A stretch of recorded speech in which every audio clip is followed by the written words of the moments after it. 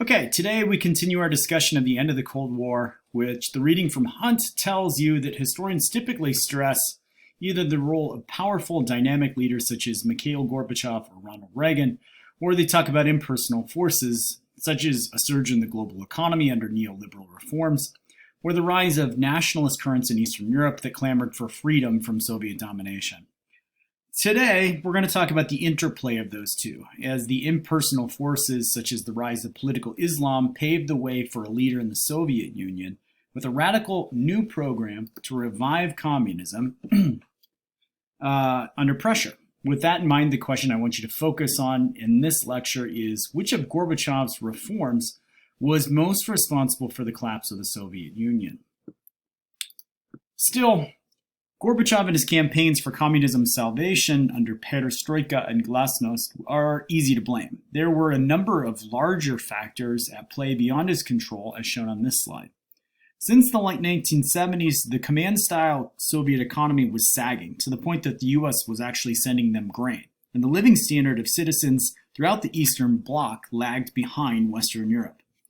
The flex of Soviet military might in the 1970s in Ethiopia, Angola, and also Afghanistan, which we'll circle back to in a minute, was becoming a burden. They were overextended and committed to so many allies, but with dwindling resources to draw upon. And more so than even the Americans, the Soviets were challenged by the rise of political Islam in the Middle East and Central Asia. If you recall your reading from Marshall, the Soviet Union once ruled over large populations of Islamic minorities that were growing restless under Soviet control. These problems promoted a turn within the Communist Party of the Soviet Union to reformers, a generation of leaders like Mikhail Gorbachev, who in their formative years saw the country undergo Khrushchev's de-Stalinization in the 1950s and early 1960s. A loosening of political controls and allowance for more localized autonomy in planning the economy. Gorbachev and his generation of party leaders in power in the 1980s then launched a plan not to end communism, but to preserve it by gradually democratizing and also restructuring the economy through practices such as expanding trade with capitalist countries, courting foreign investment, allowing for families and businesses to lease properties and resources, so private ownership over the means of production, and decentralizing decision-making to energize local communist leaders and regions within the Soviet Union. To implement these decisions, Gorbachev for years managed to walk a tightrope between rightists, who thought his reforms were a dangerous attack on the Communist Party's authority and its principles and history, and leftists, who thought his plans and pace for change were too little or too slow to actually save their country. Gorbachev believed that economic reform and political liberalization were inextricably linked, meaning you could not pursue one without the other. He was not a Lee Kuan Yew of Singapore. This was because he saw the party of the Soviet Union, Communist Party, as entrenched in bureaucracy, a group with little incentive to innovate, change, or even to listen to criticism. Rights such as free speech, academic freedom, freedom of information, and public debate all meant that criticism of the party and its decisions were severely curtailed. By loosening these controls and exposing the party to public pressure, he thought they would become effective planners and better leaders. What he underestimated, though, was that by allowing for greater democratization, he would unleash an explosion of popular protests. New political parties would form, demonstrations for national independence among satellite states in Eastern Bloc, or ethnic minorities in the Soviet Union, such as Ukrainians or Kazakhs. Coupled with the failure of his economic reforms following the liberalization of prices, like meaning the price for like bread, milk, and common consumer goods, the relative security and stability that the party and Soviet Union had once enjoyed made Gorbachev a beloved man internationally for making these reforms. But inside his own country, both the right and the left would move to take control away from him. Okay, that's getting a little ahead of the cart. But the things that I want to do in this lecture is not make it too dense. I'm not going to go into a recap of everything that's happening in the Soviet Union, such as I have a couple of slides here on the Soviet invasion and the war in Afghanistan from 1979 to 1989. But I do want to stress that this event was important in two particular ways to the collapse of the Soviet Union and the end of the Cold War. One was that the war in Afghanistan became broadly similar to the U.S. war in Vietnam, in that it was costly in terms of military outlays, lives, and it was an enormous blow to Soviet prestige internationally.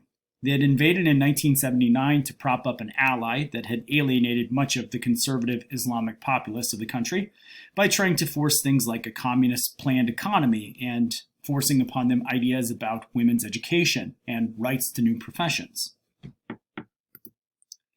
With resistance patronized and equipped by the United States, Saudi Arabia, and China, local Afghan clans, provincial militarists, and many others flocked to this struggle with the Soviet Union to drag on the war for over a decade. Most Americans know about the connections between the Central Intelligence Agency and the Mujahideen, groups that were called freedom fighters or guerrilla warriors at that time, that were also very, very much conservative in terms of their political and social views, some of which are going to include the links later to Al-Qaeda and Osama bin Laden.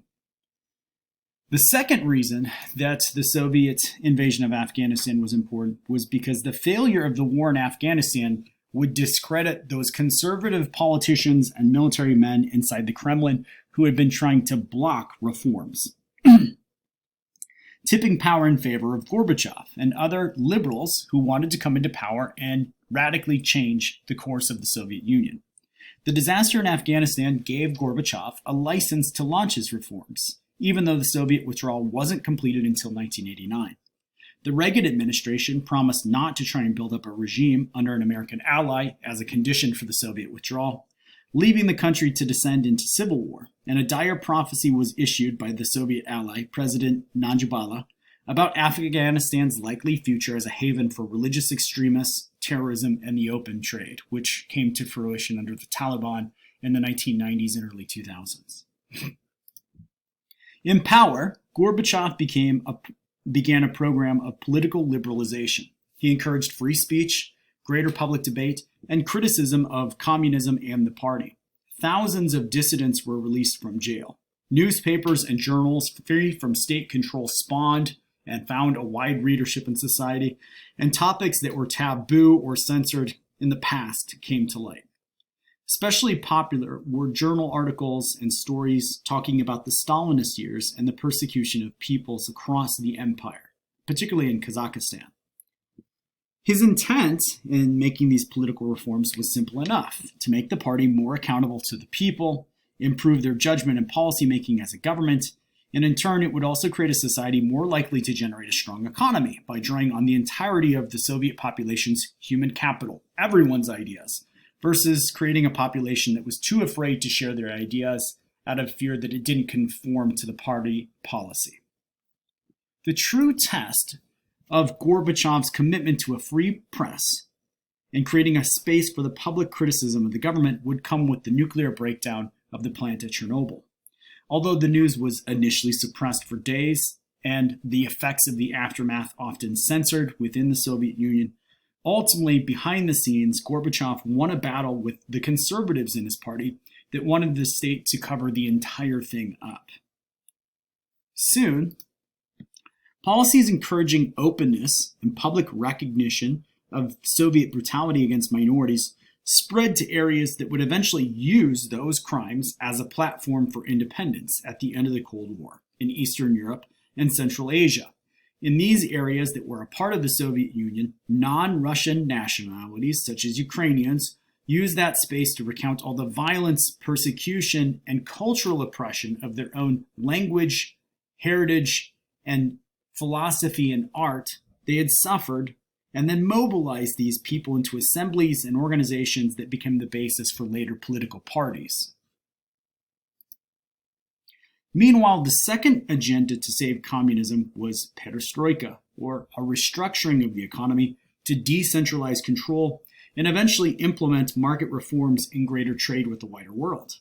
The Soviets were in a rush to repeat the success of the Chinese Communist Party under Deng Xiaoping, who succeeded Mao in the 1980s, and had decentralized that economy and put China on a path to economic miracle that would lift over 200 million people out of poverty by the 1990s.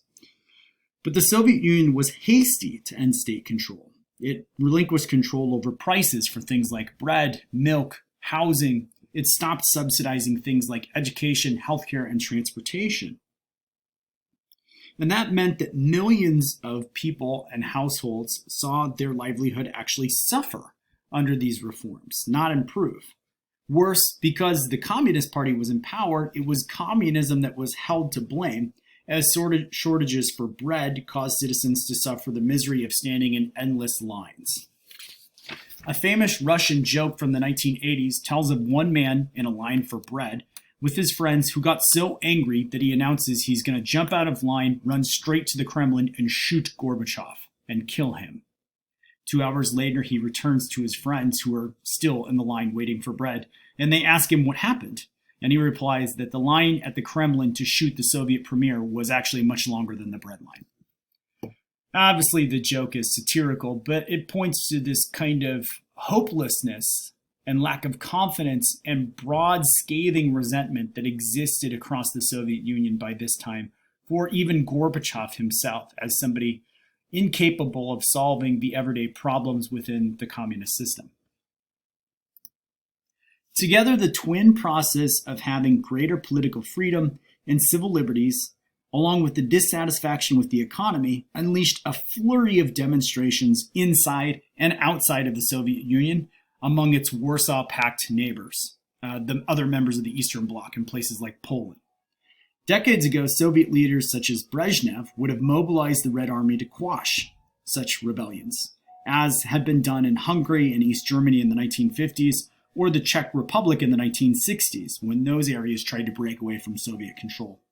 But Gorbachev had renounced such a use of force, and now new political parties, led by former enemies such as Lech Walesa in Poland, were allowed to go free, to criticize the party, and to call for independence and the formation of new governments under new constitutions, allowing for non-communist elected officials. A simple process began then. First, freedom of speech in the press, then an outpouring of anger and criticism at Soviet control, and then the founding of parties and calling for elections to form new governments. Once in power, these political parties would break away from communism in Moscow. And in Germany, it was slightly different. A flood of people leaving the country first through places like Hungary, and then simply walking and climbing over the top of the Iron Curtain in the form of the Berlin Wall, forcing it to come down in 1989. It was symbolic as kind of one of the last acts of the Cold War. Rock concerts, drunken celebrations, and the passing of other things and tokens of the capitalist way of life, such as Coca-Cola, leading to the reunification of country. By 1991, Gorbachev had alienated both camps within the Communist Party.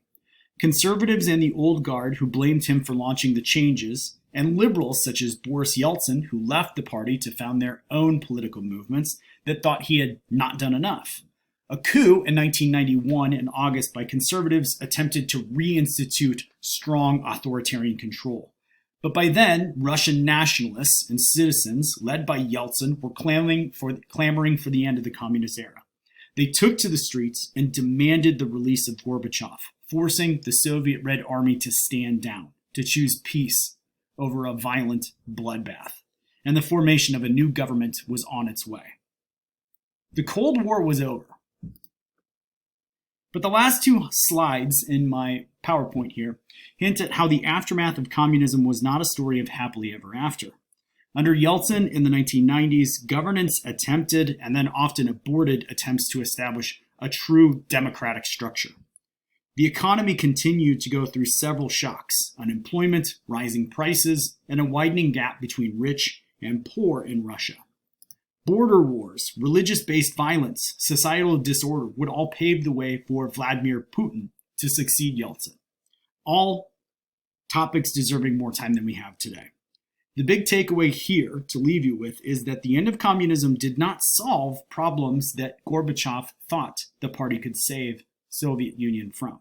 If anything, they put in place a rise for a new authoritarian regime to come to power. Okay. Be well, everybody.